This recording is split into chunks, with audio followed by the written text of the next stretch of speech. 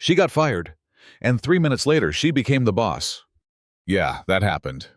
Now, before you roll your eyes and say, "Come on, that's not real," just listen.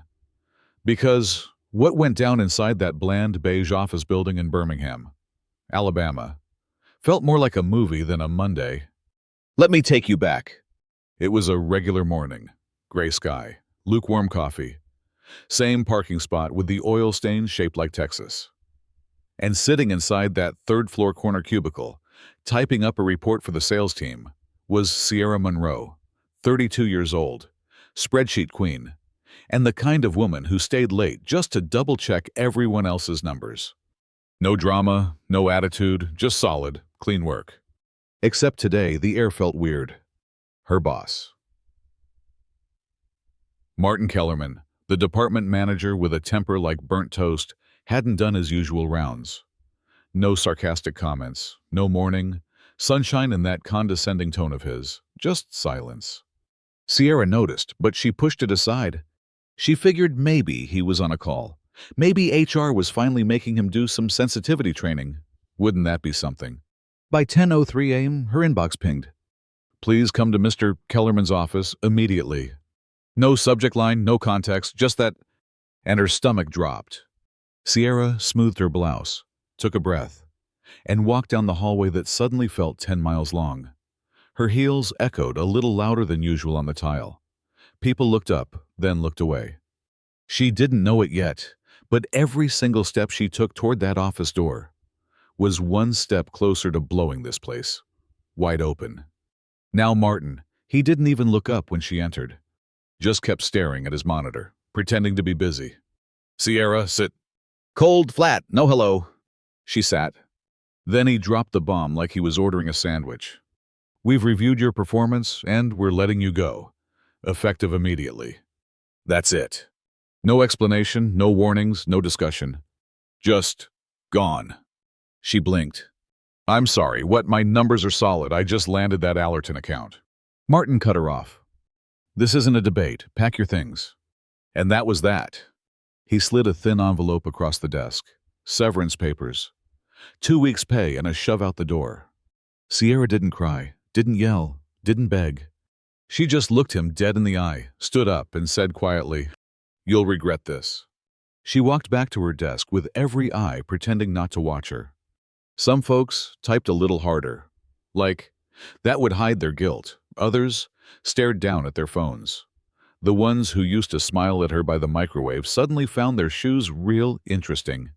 She packed her things in silence. Laptop, desk cactus, a mug that said Boss Energy, how ironic. And then she was gone. Or so they thought. Because 3 minutes later, that same office door swung open and, this time, Sierra wasn't the one being called in. She was the one doing the calling. See, what Martin didn't know, what nobody knew, was that Sierra's godmother, Veronica Langley, was on the board of directors.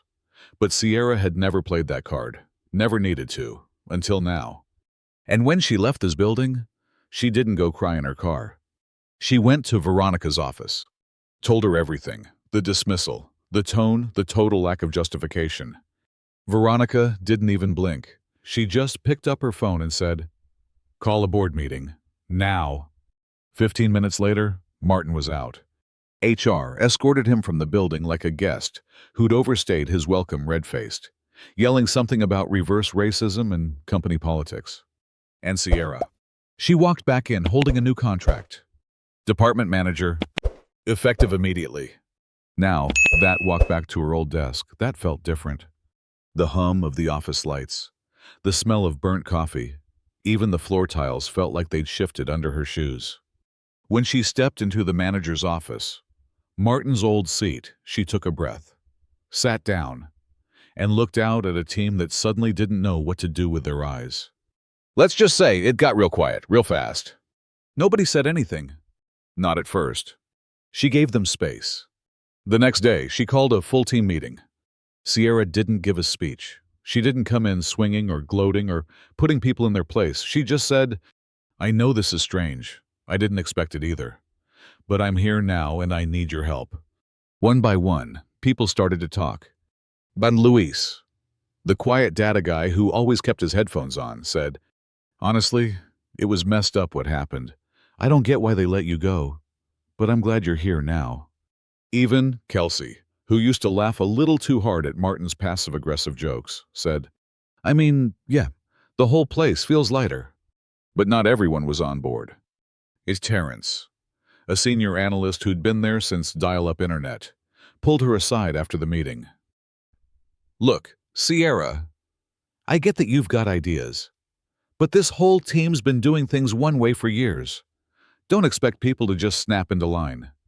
And Sierra, she didn't flinch. "I'm not asking anyone to snap into anything. Just walk with me a little. Let's see where it goes." He didn't smile, but he didn't walk away either. Progress. Over the next 2 weeks, Sierra introduced systems that actually made sense. Team-wide check-ins, anonymous feedback forms, project roadmaps that didn't change at the whim of someone's ego. She started recognizing people publicly for their work. Maria, who always organized client files down to the last folder, finally got credit for it. Darius, who handled the most complaints but never lost his cool, got a bonus. Morale shifted, slowly, but undeniably. And then came the twist she didn't expect. An email from HR. Subject line: concerns regarding leadership transition. Apparently, someone or multiple someones had complained that Sierra's new policies were too rigid and unfamiliar. Classic. HR asked to meet to ensure departmental harmony. Sierra walked in, straight spine, eyes clear. "If I'm pushing too hard, tell me. But don't mistake structure for ego. I'm building something, not ruling over it." The HR rep, a woman named Dana, who always looked like she wanted to be somewhere else, just nodded. "We've received concerns, but we've also seen the numbers. Keep doing what you're doing. Just keep talking to your team." So Sierra did. She started hosting office hours, one-on-ones, casual coffees. Not because she had to, but because it worked. People opened up. Terrence, yeah, the skeptic. One day he knocked on her door and said, "Hey, about that new reporting tool you mentioned. I actually think it could help." Sierra smiled. "You want to help roll it out?" He paused, then nodded. "Let's do it." Momentum. And then one afternoon, something wild happened. She walked into her office and saw a forwarded email from corporate leadership. Subject line: recognition. It listed her department's improvements over the past quarter. Faster client response. Higher satisfaction scores. More new business closed in 6 weeks than the last 6 months combined. At the bottom, it read, "Under the new leadership of Sierra Monroe, the department has exceeded expectations. We look forward to seeing what comes next." She read that line twice, then printed it, framed it, put it on the wall across from her desk. Because you better believe that kind of turnaround deserves a little reminder. But Sierra didn't let it go to her head. She knew what success can do if you're not careful, how fast it can flip on you if you stop listening. So she kept listening, kept showing up, kept holding space for hard conversations. One day, she asked the team, "Where do you want to go from here?" And people answered. They wanted growth, better software, more flexibility, training programs, cross-department collaboration. She built a roadmap with 3 goals. Improve client satisfaction even further, streamline internal systems, expand outreach with new partnerships.